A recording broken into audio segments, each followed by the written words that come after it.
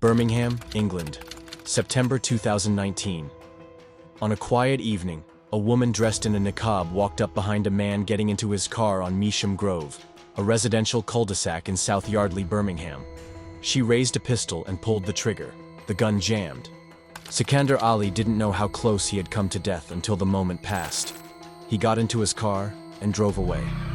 The woman disappeared into the evening. Hours later, she returned to the same street in a taxi and fired 3 shots into the upstairs window of his family home.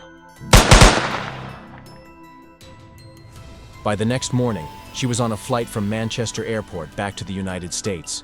It would take nearly 5 years to bring her back to face justice.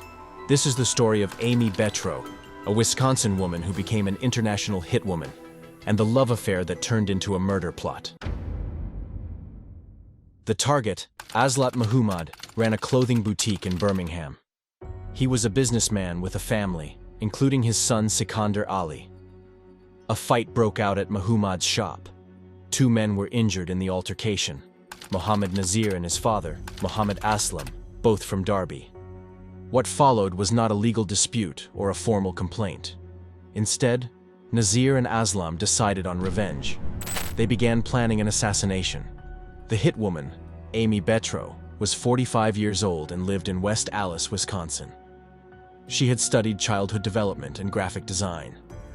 Nothing in her background suggested she would one day travel across the Atlantic Ocean to kill a stranger.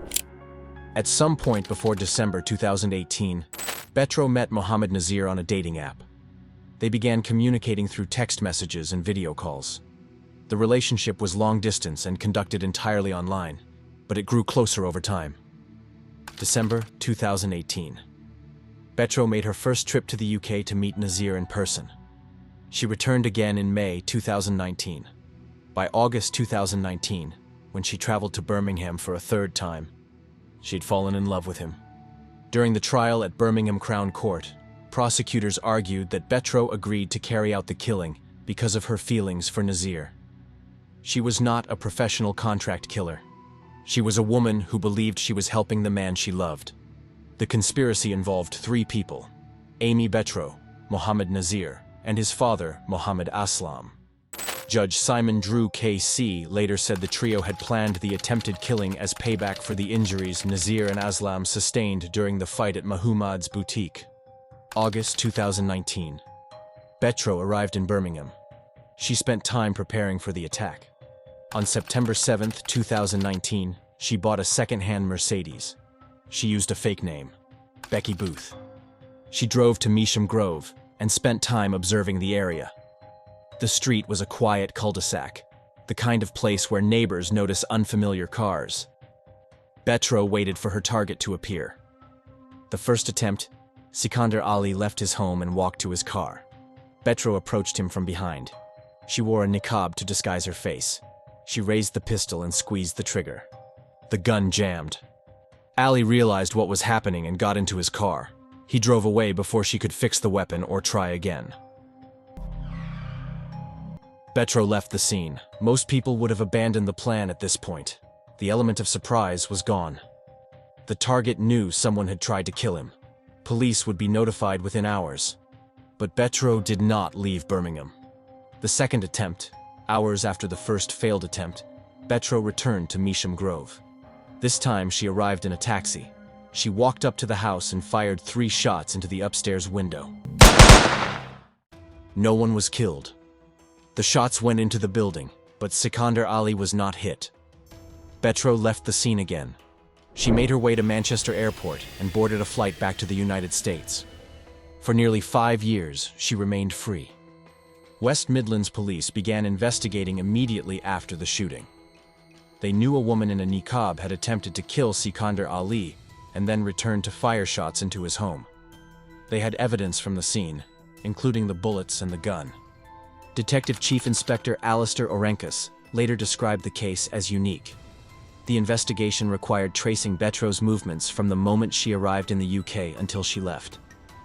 Police worked with multiple agencies: the Armenian government, the National Crime Agency, the FBI, the Crown Prosecution Service, and Derbyshire Constabulary.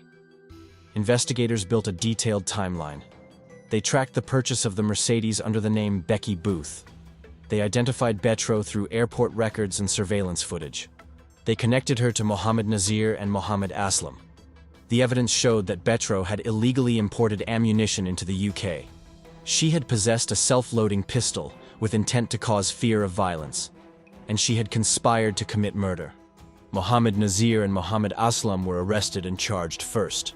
They stood trial and were convicted for their roles in the plot. Nazir was sentenced to 32 years in prison. Aslam received 10 years. Betro remained in the United States. Extradition proceedings began. She fought against being sent back to the UK, but eventually, the legal process concluded. She was transported to Birmingham to face trial. At Birmingham Crown Court, Betro was charged with conspiracy to murder, possessing a self-loading pistol with intent to cause fear of violence, and illegally importing ammunition. Jurors heard the full story. They learned about the dating app connection between Betro and Nazir. The court heard she had previously met Nazir via a dating app and slept with him at an Airbnb in London's King's Cross during a visit to the UK between December 2018 and January 2019. They learned that by August 2019, she had fallen in love with Nazir and agreed to kill on his behalf. Prosecutors presented evidence of the purchase of the Mercedes, the surveillance footage from Measham Grove, and the bullets recovered from the scene. They showed the jury that Betro had disguised herself with a niqab and waited for Sikandar Ali. They explained that she had approached him from behind and pulled the trigger. The gun jammed, but that did not stop her. The court heard Betro then goaded Mr. Ali's father, Aslat Mahumad, with whom her co-conspirators had a feud, through text messages including, "Where are you hiding? Stop playing hide and seek, you are lucky it jammed," and asking him to meet her at a nearby Asda. She returned the next morning and fired 3 shots into his home, which was empty at the time. The jury found her guilty on all counts. Judge Simon Drew KC sentenced Aimee Betro to 30 years in prison. In his remarks, he said Betro played a leading role in the assassination attempt. She had been engaged in a complex, well-planned conspiracy to murder. You went beyond simply reaching an agreement to kill, and in reality, you did intend to kill Mr. Ali, Judge Drew said. It is only a matter of chance that Mr. Ali wasn't killed. You were prepared to pull the trigger, and did so on 2 separate occasions. The judge noted that Betro had traveled across the Atlantic Ocean with the intent to commit murder. She had purchased a car under a false name, scouted the location, and disguised herself. She had attempted to shoot Sikandar Ali from behind and, when the gun failed, returned later to finish the job. You were engaged in a complex, well-planned conspiracy to murder, the judge said.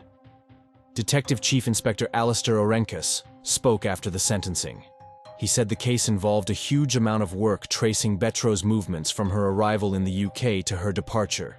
He credited the international cooperation that brought her back to face justice.